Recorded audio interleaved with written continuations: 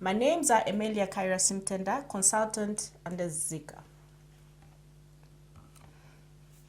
DA1 is a diploma in taxation paper which introduces students to the wider concept of business information management, knowledge management systems, e-commerce, designing information systems, and evaluating information systems. The general learning objectives are as follows. On completion of this paper, students should be able to identify the information requirements of different levels of management and explain how information is used to support the objectives of an organization. Identify and apply methods of organizing and accounting for information system delivered and information system projects. Explain the approaches for specification of users and system requirements. Identify and explain the impact of the development of information systems on the organization and its environment.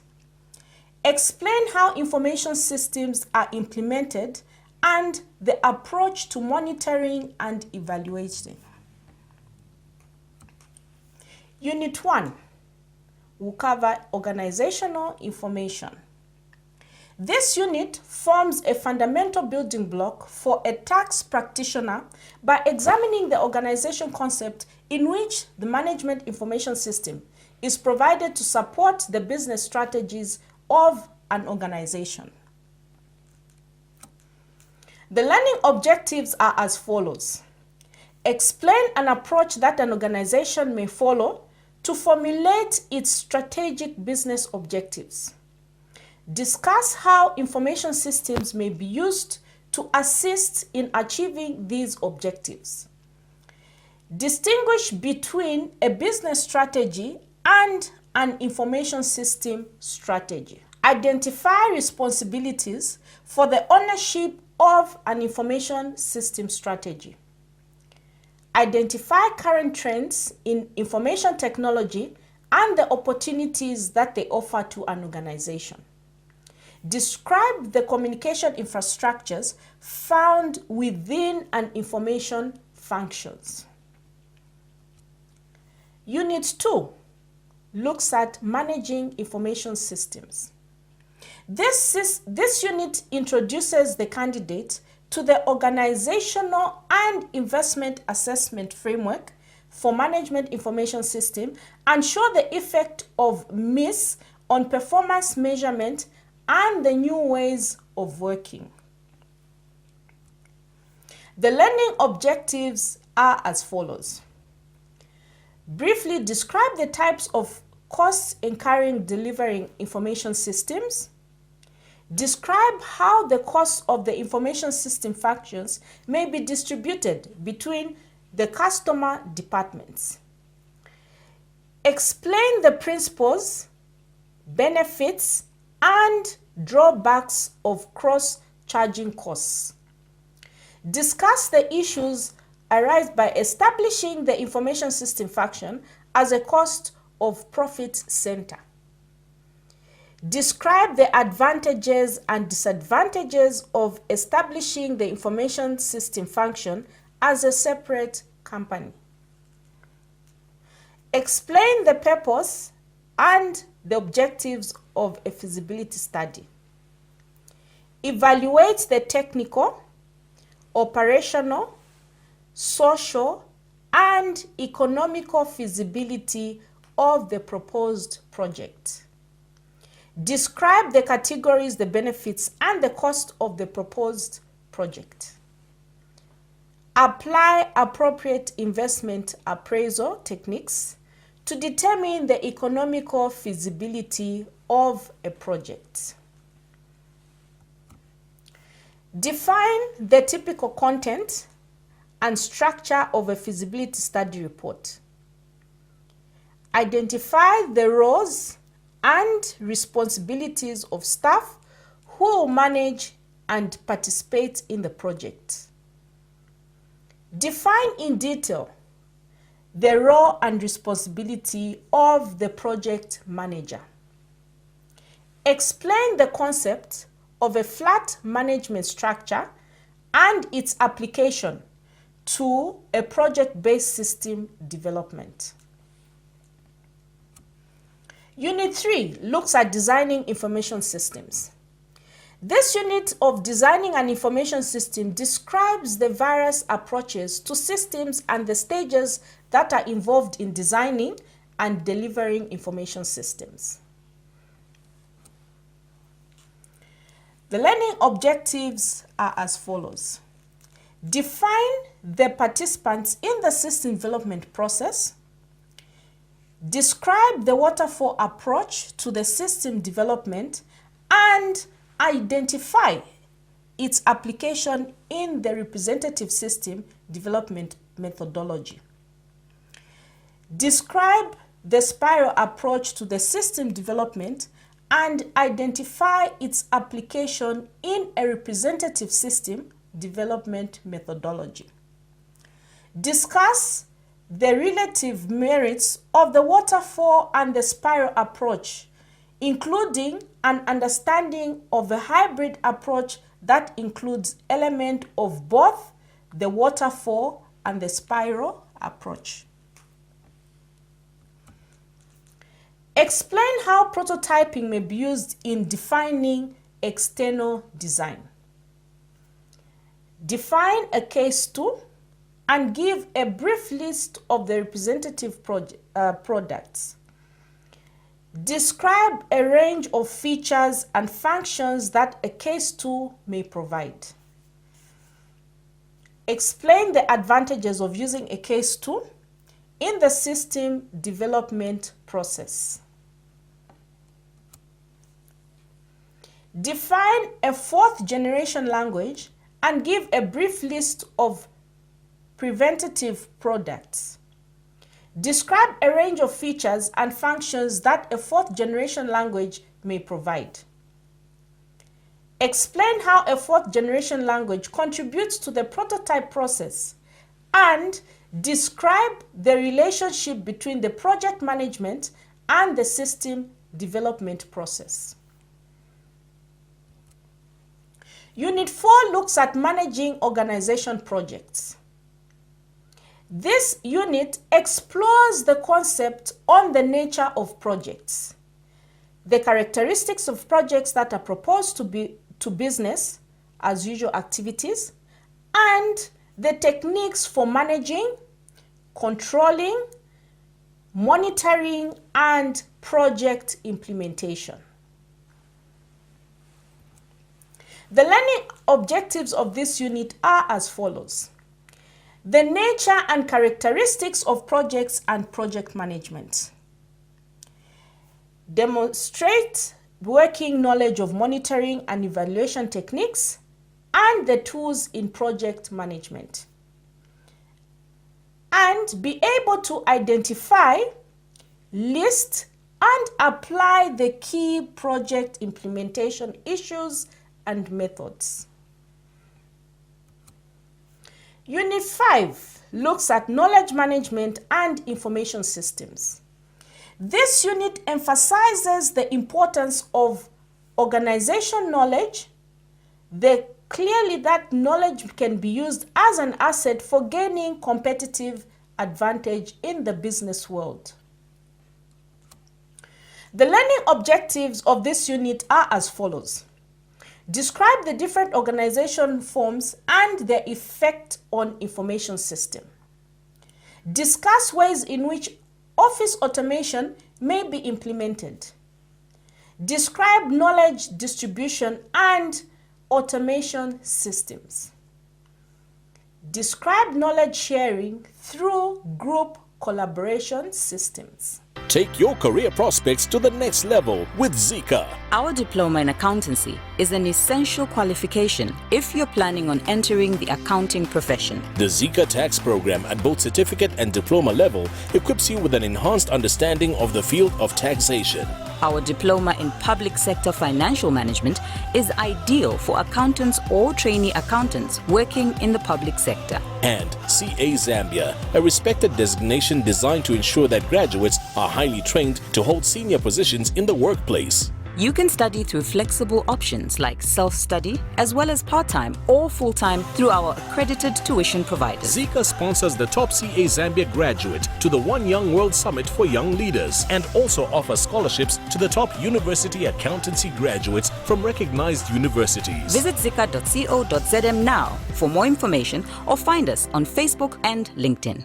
Don't delay, your future awaits. Knowledge creation and knowledge work systems. Explain the methodologies of knowledge computing, capturing, codifying, and artificial intelligence.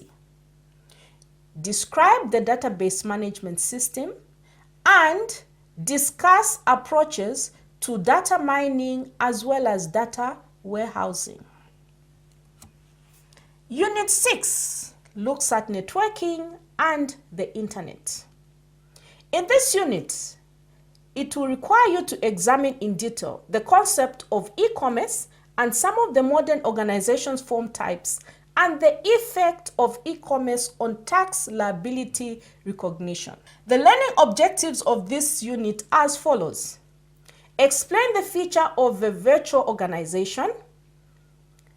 Describe an appropriate organization structure for a virtual organization. Define e-commerce. Describe the software and hardware required for e-commerce setup.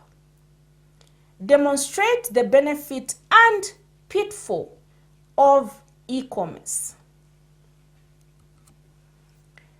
Discuss the limitations of e-commerce. Distinguish intranet from extranet. Describe the internet. And establish the relationship of the internet to other networks, as well as discuss the implications of e-commerce on taxation. Unit 7 looks at security and legal issues in information systems. This unit discusses the various risks and threats that information systems may face, the controls which can be put in place to mitigate, and legalities that surround information systems. The learning objectives of this unit are as follows. Define the bespoke software approach to fulfilling the user information system requirements. Briefly describe the tasks of design, programming, and testing requirements in developing a bespoke system solution. Define the application software package approach to fulfill the user's information system requirements. Briefly describe the task of package selection, evaluation, and testing requirements in selecting an appropriate software application package. Describe the relative merits of the bespoke systems, development, and application software package approach to fulfill in information system requirements. Describe the structure and contents of an invitation to tender. Describe how to identify software packages and their supplier that may potentially fulfill the information system's requirements. Develop suitable procedures for distributing an invitation to tender and dealing with subsequent inquiries and bids. Describe a process for evaluating the application software package, the supply of the package, and the bid received from the supplier. Describe risks of the application software approach to systems development and how these might reduce or be removed. Explain the implication of software licensing and copyright law in computer system development. Discuss the legal implication of software supply with reference to ownership, liability, and damage. Now, DF4 has a format in which the paper is prepared. The question paper is a 3-hour exam paper which consists of 4 compulsory questions, meaning you attempt or answer all the 4 questions. Each question carries 25 marks, and candidates have 15 minutes reading time before they start writing the exam. Preparations to attempt the paper. You need to be comfortable with all areas of the syllabus, so there's need for you to have wider reading that will help you understand. Remember, the paper has all 4 questions that are compulsory, and you need to answer all the 4 questions without selecting any question. Make sure you understand exactly what the question is asking. The marks allocated to each question should be a guide on how much is required or to be written down to answer it adequately. You need to ensure that you spend less than 45 minutes per question. Time management is very, very important, and locate your time evenly to each question. When answering questions, it is important to be specific to the requirements of the question. Do not attempt to write everything that you know about a particular area, because you end up writing irrelevant information. Be precise and straight to the point. Read the question twice to understand it before you start writing the solutions. Use the 15 minutes reading time before starting to write down your solutions for planning purposes. Leave time to check your solutions at the end to identify and correct any mistakes that you made earlier.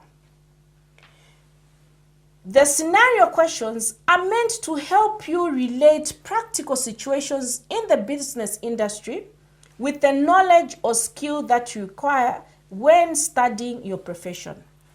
Ensure that you understand the scenario before you start writing your solutions. Now, the common mistakes in D1 are as follows. Candidates sometimes forget that even though they are dealing with IT questions, they should be answering in context of an accounting environment as much as possible.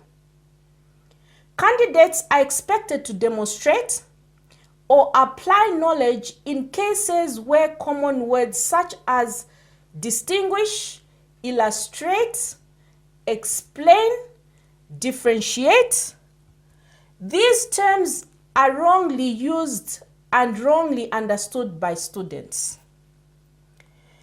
Candidates usually find it hard to identify and differentiate similar terms or concepts, like examples below. System development life cycle and project management are usually misunderstood, or they are interchangeably explained. The internet, the extranet, and the intranet are also misunderstood in the explanation. Data mining and data warehousing, some candidates get to misunderstand the two. Students usually do not differentiate the different project feasibility studies that the project manager would be able to carry out when trying to develop a project. This is all because of inadequate preparation or limiting yourself to the material that is in the manual. Further advice that candidates can respond to is, unlike examinations in high school, professional courses, especially in IT, tend to test the skill you need, not those skills you are using on your job.